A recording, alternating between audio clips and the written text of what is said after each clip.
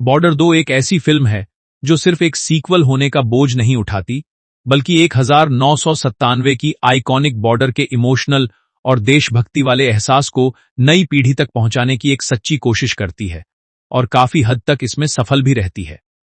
Trailer से ही अंदाजा हो गया था कि मेकर्स इस बार भी बलिदान, दोस्ती, जज्बा और देश के लिए जान देने वाले सैनिकों की कहानी उसी गंभीरता से दिखाना चाहते हैं, और फिल्म देखते हुए कई जगह वही पुराना गर्व, वही सिहरन और वही नम आंखों वाला एहसास लौट आता है। कहानी एक नए सैन्य मिशन और नई पीढ़ी के जवानों के इर्द गिर्द घूमती है, लेकिन बीच बीच में पुराने किरदारों और पहली फिल्म की यादों की झलक डालकर इमोशनल कनेक्शन बनाया गया है, जो खासकर फैंस के लिए बहुत बड़ा प्लस पॉइंट बनता है।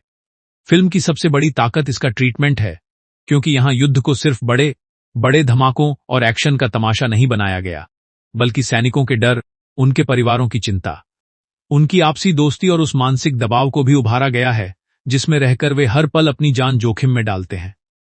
निर्देशन काफी सधा हुआ है। कई सीन ऐसे हैं जहां कैमरा लंबे समय तक किरदारों के चेहरों पर टिका रहता है और बिना ज्यादा डायलॉग के ही बहुत कुछ कह देता है, जिससे फिल्म को एक परिपक्व और संवेदनशील टोन मिलती है।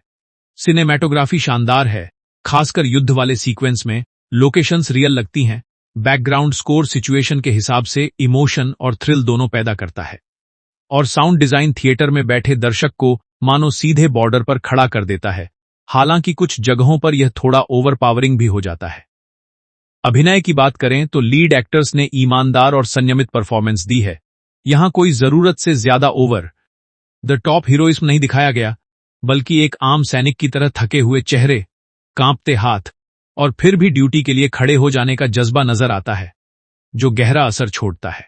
सपोर्टिंग कास्ट भी मजबूत है, खासकर वे किरदार जो घर और परिवार की जिंदगी को रिप्रेजेंट करते हैं, क्योंकि वही सीन कहानी को सिर्फ बॉर्डर तक सीमित नहीं रहने देते, बल्कि यह एहसास कराते हैं कि हर गोली, हर धमाके और हर मिशन के पीछे किसी माँ, किसी पत्नी और किसी बच्चे की दुआ जुड़ी होती है।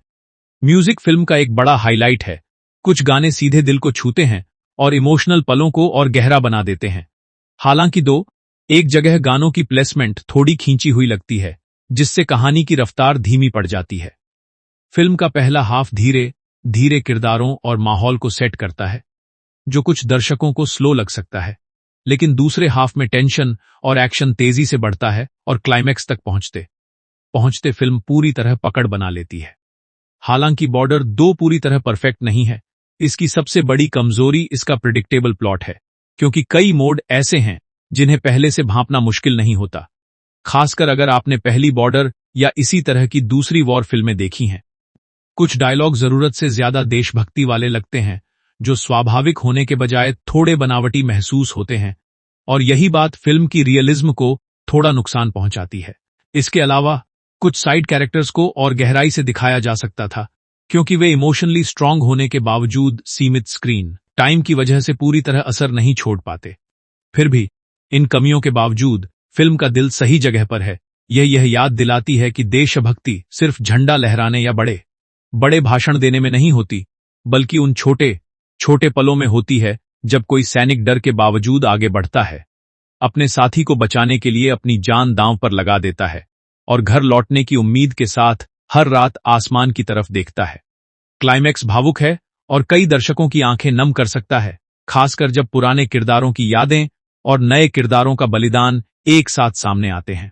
कुल मिलाकर बॉर्डर 2 एक ईमानदार, भावुक और देशभक्ति से भरी वॉर ड्रामा फिल्म है, जो पहली बॉर्डर की विरासत को सम्मान देने की कोशिश करती है और काफी हद तक इसमें सफल भी होती है, भले ही कहानी में कुछ नया और क्रांतिकारी न हो।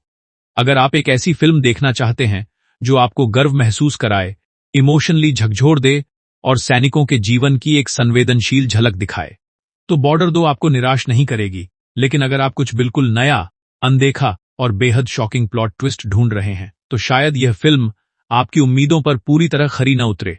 फिर भी थिएटर से बाहर निकलते समय मन में यही एहसास रहता है कि आपने एक ऐसी कहानी देखी है जो अपने देश, अपने जज्बे और अपने शहीदों को सच्चे दिल से सलाम करती है।